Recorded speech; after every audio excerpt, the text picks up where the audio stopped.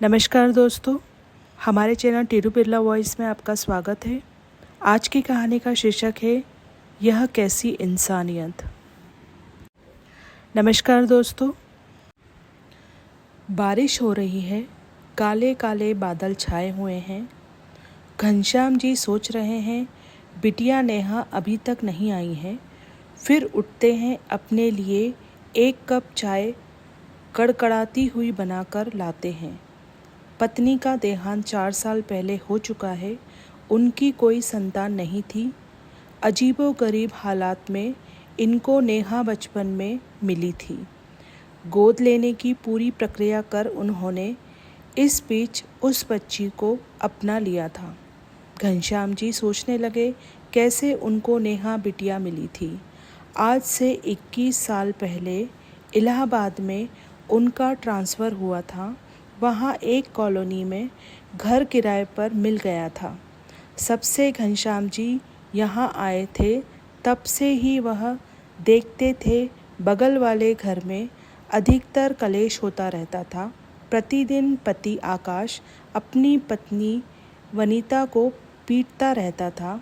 आधी रात में उसकी पत्नी की ज़ोर ज़ोर से रोने की आवाज़ आया करती थी। अक्सर आवाज़ सुनकर मन बहुत दुखी हो जाता था। मैं और मेरी पत्नी सोचते यह आवाज़ कहाँ से आ रही है। औरत बचाओ बचाओ चिल्लाया करती थी। उसके सास ससुर बहुत बचाने की कोशिश करते थे। छोटी सी बेटी चिल्लाया करती थी, दादी दादू मेरी मम्मी को बचा लो।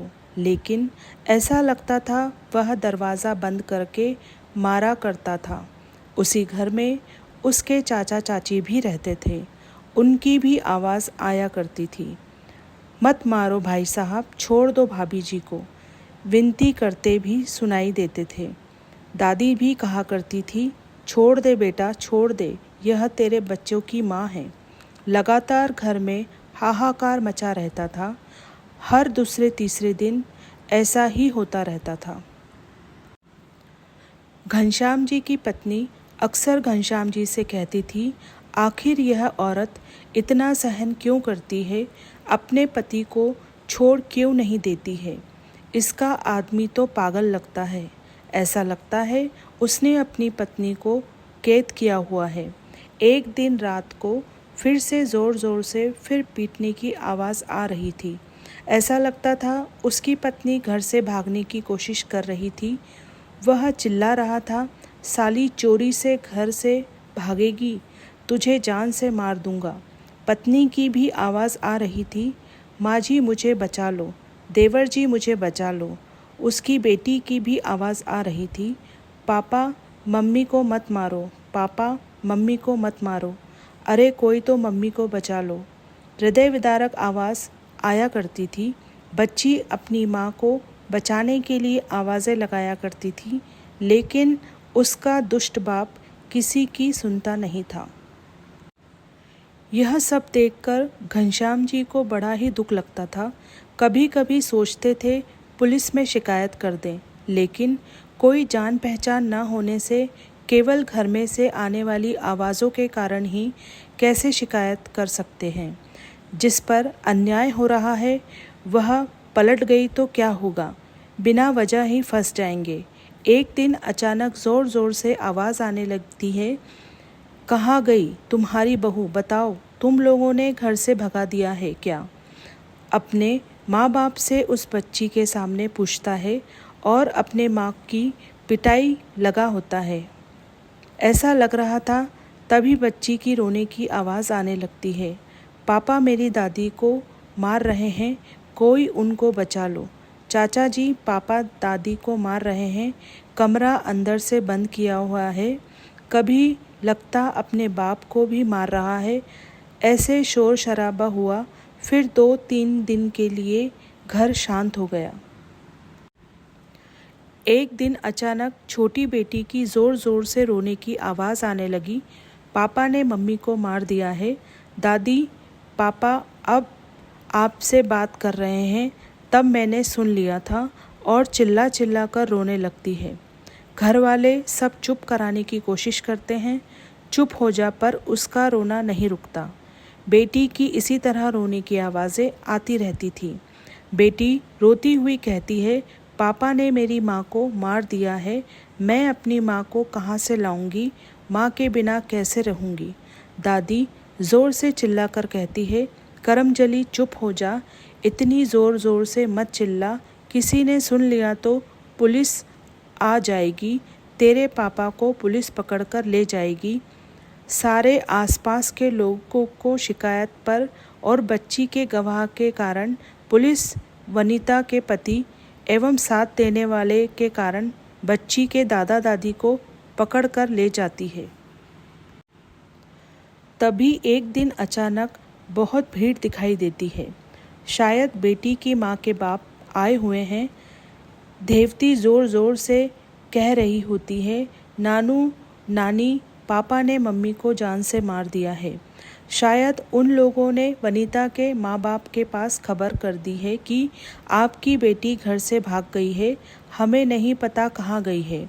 घनश्याम जी एवं उनकी पत्नी बाहर निकलकर देखते हैं, वनिता की माँ ज़ोर ज़ोर से रो रही है, साथ ही कह रही है, अरे मेरी बेटी पिटती रही, किसी ने हमें खबर तक नहीं की। कैसे अड़ोसी पड़ोसी हैं, सारे के सारे पत्थर दिल हैं। अगर मेरी देवती न बताती तो हमें पता भी ना चलता। माँ, इस दामाद राक्षस ने मेरी बेटी को कितना मारा होगा। बाप, हाय मेरी फूल सी बेटी ने कितना सहा होगा, कभी हमने उसे उंगली से छुआ भी नहीं था। वनिता के माँ बाप चाचा चाची से कहते हैं, अरे हमें खबर तो कर देते, यहाँ कोई नहीं था जो मेरी बेटी के बारे में हमें खबर करता। मेरी बेटी रोज़ पिटती रही, कैसे राक्षस है यहाँ। फिर से सभी दहाड़ मारकर रोने लगते हैं। अरे कोई तो हमें बताता, क्यों नहीं, इस कॉलोनी में कोई नहीं था जो हमें खबर कर देता। आप सब लोग के पास इंसानियत नाम की चीज़ नहीं है क्या। पुलिस को बुलाया जाता है, पुलिस आकाश उसके माता पिता को ले जाती है। देवती अपने नानू नानी से मिन्नतें करती रही, नानू नानी मुझे अपने साथ ले चलो, लेकिन वो नहीं लेकर गए। हमारी बेटी ही नहीं रही, तुम्हें लेकर नहीं जाएंगे। चाचा चाची बहुत कहते हैं, आपकी नातिन है, ले जाओ, हम नहीं रखेंगे। बच्ची हिचक हिचक के रो रही है। बच्ची हाथ जोड़कर कह रही है, मुझे छोड़कर मत जाओ, मुझे ले चलो, मुझे ले चलो, मैं यहाँ नहीं रह सकती हूँ। वनिता के माता पिता कहते हैं, हमारी बेटी नहीं रही तो हम इसको नहीं ले जाएंगे। तुम्हारे घर की बेटी है, तुम जानो, तुम्हारा काम जाने, हम नहीं ले जाएंगे। और छोड़कर चले जाते हैं। कुछ दिनों बाद बहुत तेज़ बारिश हो रही थी। चाचा चाची ने बच्ची को घर से निकाल दिया। बारिश में भीग रही थी और रो रो कर कह रही थी, मैं कहाँ जाऊँ चाचा चाची, मुझे रखना नहीं चाहते नाना नानी, मुझे लेकर नहीं गए, 2 दिन से खाना नहीं दिया है, आज घर से निकाल दिया है, कहीं भी जा, यहाँ से हम नहीं रखेंगे, रोए जा रही थी। मेरी पत्नी को तरस आ गया, घर ले आई, खाना दिया और उसके पिता की अनुमति से उसे गोद ले लिया। आज हमारी बिटिया इतनी बड़ी हो गई है, डिग्री कॉलेज की प्रोफेसर बन गई है, बहुत संस्कारी एवं सुशील है। उम्र कैद की सज़ा भुगत कर उसका पिता कभी कभी मिलने आता रहता है। उसकी आंखों में पश्चाताप के आंसू होते हैं। इसी के साथ ये कहानी समाप्त होती है। अगर ये कहानी आपको अच्छी लगी हो तो कहानी को लाइक कीजिए, मेरे चैनल को सब्सक्राइब कीजिए। Thank you for watching.